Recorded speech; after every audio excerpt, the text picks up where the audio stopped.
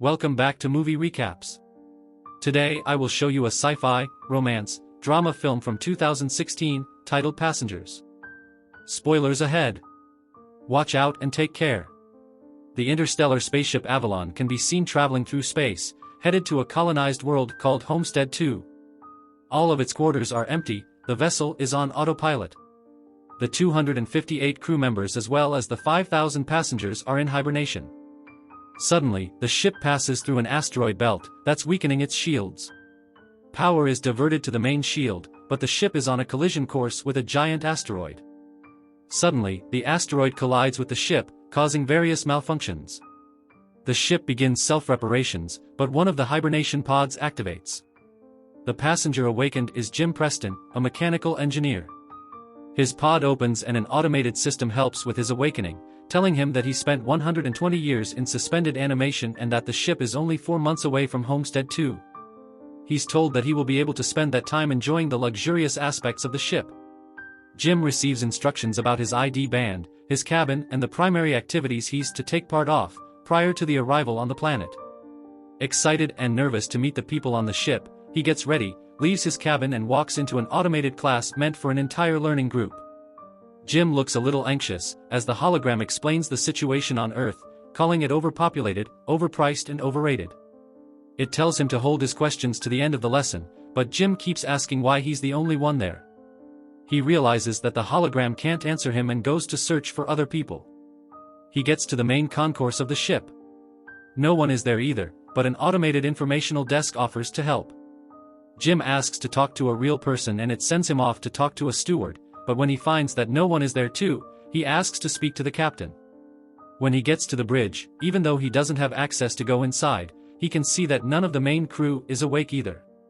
Jim eventually goes to the observatory, where he finds out that the ship is actually 90 years away from Homestead 2.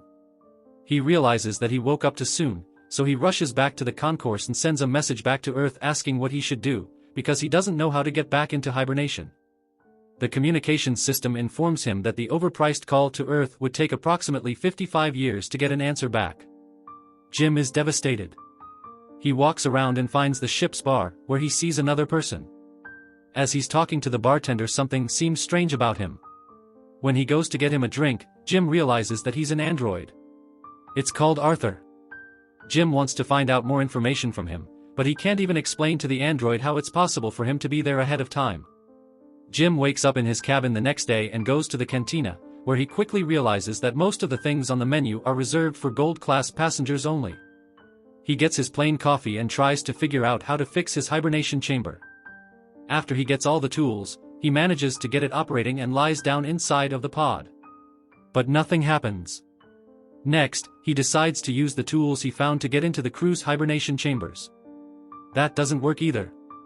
Small malfunctions happen around the ship. Jim keeps returning to the bar to drink, but mostly to talk to Arthur. The android gives him some advice that convinces him to break into one of the gold-class rooms and try to have some fun on the ship. Jim tries all the restaurants, the games, the entertainment system. But as time passes, he becomes even more miserable to be there alone. One day, he gets drunk and wanders around the hibernation pods, when he stumbles into an airlock with spacesuits designed for spacewalks. Jim gets into a suit and goes to the airlock, pushes a lever and then the button to release the airlock door. Once outside the ship, he's mesmerized by the view. He's the only conscious human being experiencing that moment in time. Jim releases the magnets on his boots and floats in space, feeling devastated. He comes back inside, takes off the suit, but goes back to the airlock without it on. He pulls the lever, ready to end it all, but changes his mind in the last moment, runs back inside and slips on a bottle. Jim stands up and is instantly drawn to a woman in one of the pods, named Aurora. He searches for her files in the directory and listens to her passenger interview, becoming enamored with her. Later he's seen sitting next to her pod, still listening to her interviews. Back in the bar, he's reading some of her work and is talking to Arthur about her writing. He becomes obsessed with the irony of his situation, going to another planet for a better life, waking up early and not getting there, and finding his perfect woman, only for her to be out of reach. Jim keeps thinking about her and starts getting the idea to wake her up too. He talks it over with the android, but he doesn't understand the conundrum. If he wakes her up for his own benefit, he'd be stranding her there with him, to die on the ship, Jim decides against it first, but as time goes by he can't let it go. Until one day, he changes his mind. He goes to her pod and manages to activate it. As she's waking up and going through the same process as he did, he hides and goes back to his room. A little bit later he goes to the main concourse, hoping to find her. And there she is, just as confused as he was a year ago. Jim tells her they're the only ones awake and takes her to the observatory.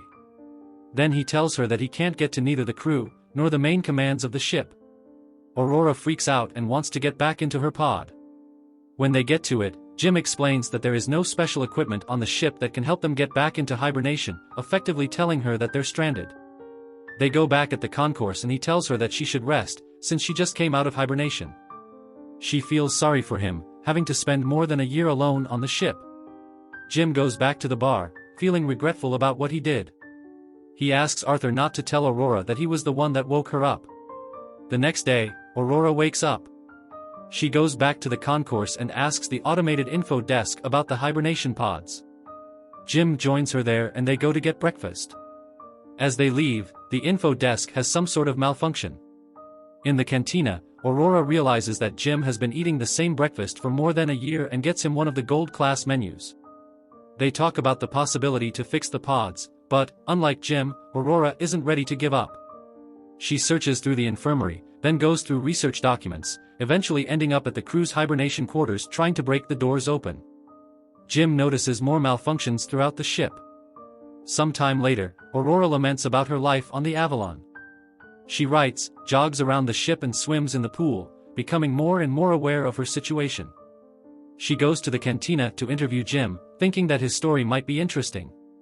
She asks why he immigrated to the colony. Jim answers with slogans from the company first, but then further explains that he hopes that on the new world he could be somebody, he could build a life. Later, they end up in the observatory and Aurora finally shares her reason to be there. Unlike the other passengers on the ship, she has a round-trip ticket. Her idea was to go to Homestead 2, live there for a year and come back to Earth, to become the first journalist that has ever done that, writing the greatest story that ever was. Aurora slowly gives up on finding a way to fix their current predicament and Jim figures out a way to cheer her up. He takes her dancing, to the cinema, and to the basketball court. Lastly, he takes her to the bar to meet Arthur. She relaxes for a bit, until she remembers their situation. Jim is left alone with the android, feeling awful about what he's done to her. The next moment he's seen tinkering with something and in the other Aurora walks into the observatory to find a miniature of the Chrysler building he made for her. Sometime later, they go on a date at the bar. They have dinner and share stories about their lives. She tells him that her father died when she was a teenager. After the dinner, Jim takes Aurora to the airlock and they get into the spacesuits. They go out for a spacewalk together. Jim finally has someone to share that magnificent experience with. Jim switches off the magnets on their boots and they float together in space. They come back inside and immediately kiss, retreat to his cabin and sleep together. Soon after, they start living like a couple. Aurora moves into his cabin and writes about her life on the ship. They jog together, eat together, sleep together. Jim explores the ship further and finds the hydroponics bay. He brings Aurora flowers. One day the ship passes by a red giant and they go to the observatory to see it. It's Aurora's birthday, so later that night they celebrate it in one of the many restaurants on the ship and then the bar. Jim goes to the washroom and prepares the ring he made for Aurora, while she stays in the bar chatting with Arthur.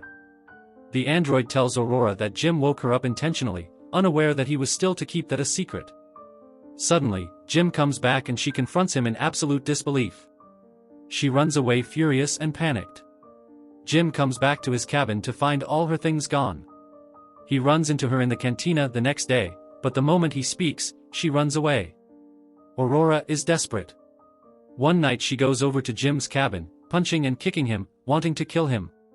Talking to her over the comm because she keeps avoiding him, Jim tries to apologize and explain his actions to her. He tells her he fell in love with her, but Aurora doesn't care. She can't forgive him for taking her life. One night, as Jim is in his cabin, another malfunction happens.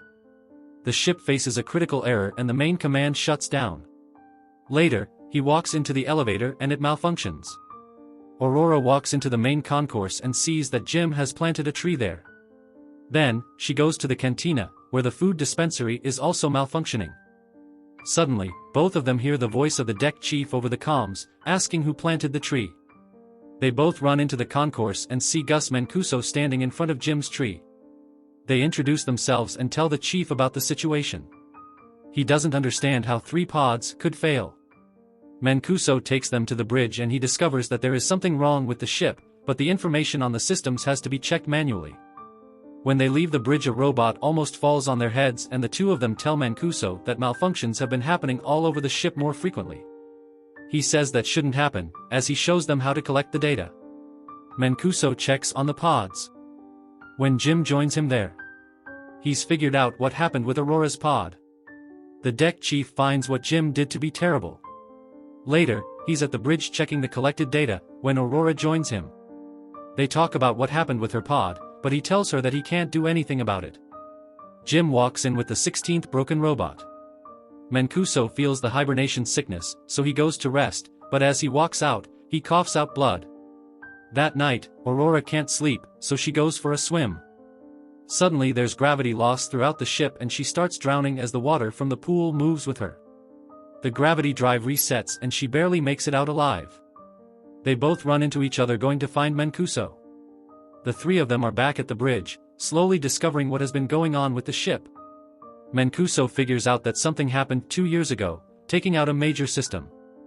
They need to find and fix what has caused the failure, because the entire ship is trying to pick up the slack. If they don't fix it, the entire vessel will be stranded. They go to find the problem, but Mancuso faints, so Jim and Aurora take him to the infirmary. He's dying and there are no treatments that can stop it or prolong the time he has left. Some time later, the 3 of them meet in the observatory and Mancuso gives Jim his ID bracelet, tells them to fix the ship and immediately perishes. Suddenly, the lights change to an alarming red and the ship starts shaking. Jim tells Aurora that he needs her help and they run toward engineering, but there's another failure in the gravity drive. And immediately another one that afflicts Arthur as well. Jim deactivates him. They finally arrive in engineering and start looking for the problem. They find it in the power plant and as they open the hatch, Aurora gets sucked in. The asteroid has caused a breach in the hull in that area. Jim gets sucked in too, but he holds on to the hatch, as it keeps closing on him. Eventually he gets sucked in too, but they quickly manage to seal the breach. Instantly after fixing that problem, Jim realizes that there is more than one breach in the hull. The 2 of them follow the trajectory of the meteor and find that it has hit the reactor control computer. Jim thinks he can find replacement parts for it. They find the part and change it, but the process of venting the reactor still fails. They do it manually, but it fails again. Jim figures out that he needs to open the vent door from outside of the ship, so they can cool the reactor down. Both of them go to the airlock and as he's getting ready to go out, he gives Aurora Mancuso's bracelet, because he might not come back. She helps him with the suit and as he walks into the airlock she tells him to come back because she can't live on the ship without him. Aurora goes back to the reactor, where the temperature has hit critical heights. A bolt from the reactor propels into her arm, as Jim is getting closer to the vent from the outside and sees the door. The temperature rises in the reactor room, while he is trying to bypass the vent door to open it. He soon realizes that he'll have to manually hold the door open so the reactor can vent and he tells Aurora. She doesn't like the plan, but he goes ahead with it and tells her to vent the reactor. She doesn't want him to die and they argue, but he tells her that they have to save the other people and she vents the reactor. The process is successful, but the fumes from the reactor push Jim away and break his tether. The pressure in his suit is dropping too. He tells Aurora what happened and she moves as fast as she can to get to another suit and bring him in. He apologizes to her again. She puts on a suit and flies out to get him, but her tether is too short. She's pulled back, but suddenly grabs onto his tether and manages to pull him in. Aurora drags Jim into the infirmary, only to find out that he's already dead. She uses Mancuso's bracelet to override the medical protocols and to resuscitate him. The medical pod does the work automatically and revives Jim. Aurora forgives him. Later, Aurora fixes Arthur and they give Mancuso a proper space burial. Jim takes her to the infirmary and tells her that he's found a way to use the medical pod as a hibernation one. He tells her to get inside the pod and ride out the rest of the journey in there. But, as is later revealed, she declines and decides to stay with him, awake on the ship. Jim finally proposes to her and they live out their lives on the ship. 88 years later, the Avalon arrives on Homestead 2. The crew wakes up and finds the ship in a very unexpected state. Aurora leaves them a message, retelling the story of the life her and Jim had on the ship while the rest were sleeping. English.